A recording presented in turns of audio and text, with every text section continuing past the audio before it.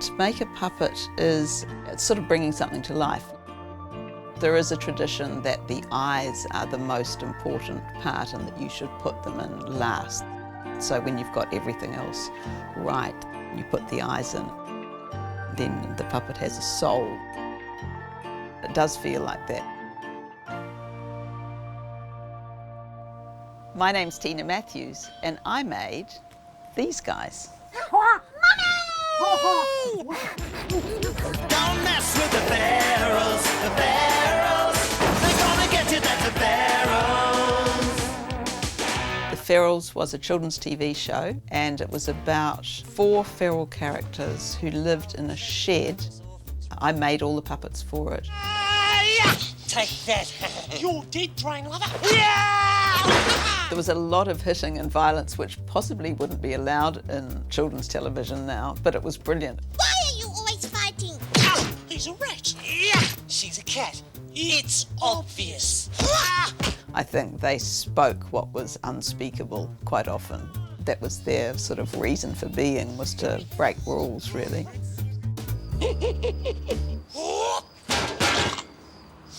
I actually loved them right from the beginning. As a teenager, I saw a marionette operator coming out onto stage with a little marionette that he was operating. And it was such a poignant, beautiful performance. The marionette looks up and realises he's being operated by someone and cuts his own strings. So I think that was actually when I really thought puppetry and theatre was a good thing for me. In the 1980s, Jim Henson, who started the Henson organisation and the Muppets and did all the puppets for Sesame Street, he came to Australia.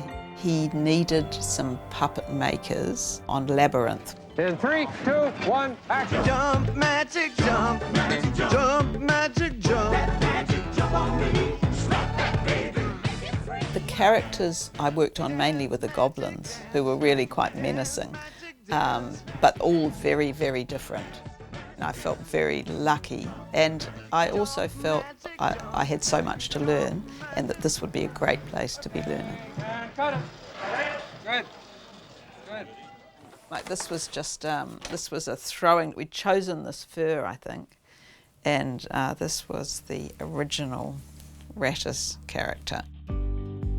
The brief for the Ferals was to stick to the sort of punk characters that had been drawn. You wanted them to have attitude already before someone even put a hand in to operate them. The designer was a friend and he was more extreme in his design than I ever was.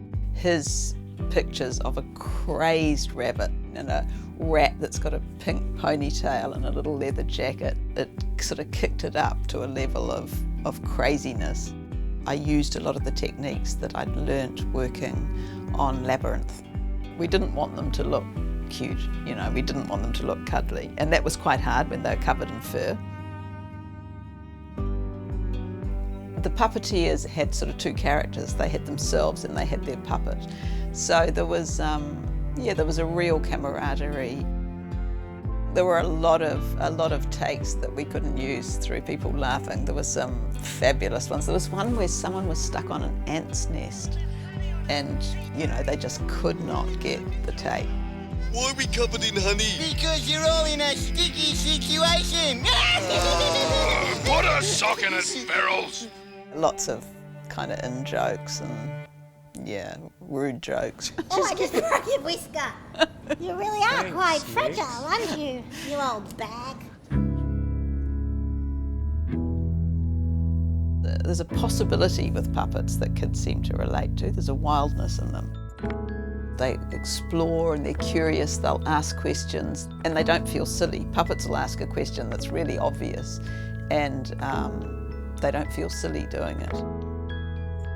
I do teach a bit and I have for a long time, and it always amazes me how soon the sort of taped together paper bags and bits of tape can actually assume a character and that the kids become quite attached to what they've made. It has a hold on them. I'm getting older, they're getting younger, the students, so it won't be long before none of them have heard of the Ferrells, or Labyrinth probably. I think the Ferrells were like nothing else that was on TV at the time. They were really pushing boundaries. I think the audience really liked that. Rattus, Moddy, Mixie and Darren, they sort of live on in me, really. I sort of imagine they're still having a life somewhere, I guess.